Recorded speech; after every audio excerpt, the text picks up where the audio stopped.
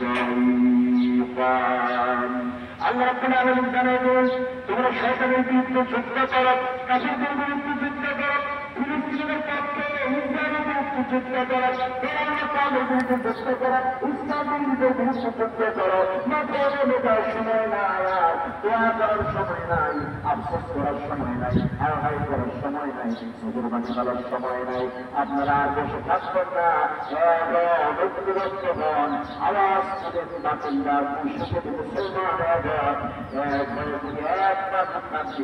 পৃথিবীর মানচিত্র পৃথিবীতে তারা বসবাসা, তারা পালাতে বাধ্য করে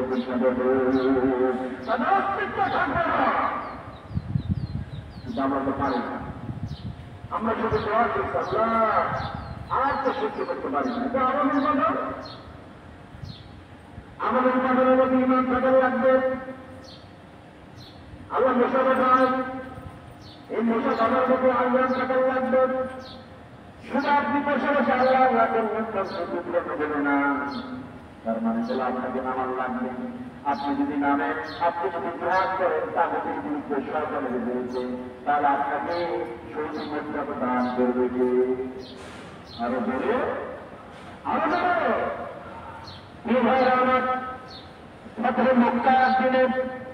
নবী সাল্লাল্লাহু আলাইহি ওয়াসাল্লাম 6 বছর পরে যখন মক্কায় শুধু উমরা করার জন্য গেলেন, মক্কায় উমরা করতে গিয়ে যখন তাদেরা নবী সাল্লাল্লাহু আলাইহি ওয়াসাল্লাম উমরা করতে দেবে না,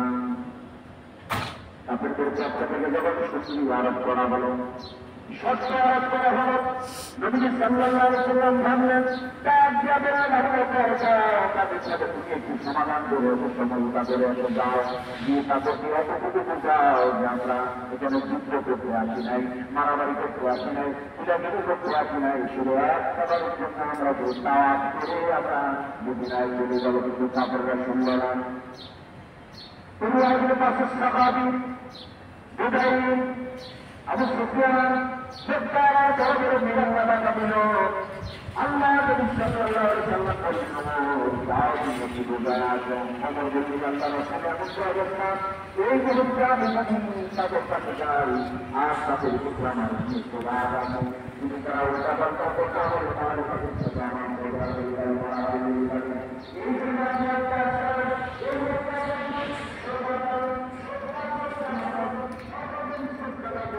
একজন ব্যক্তি ছিলেন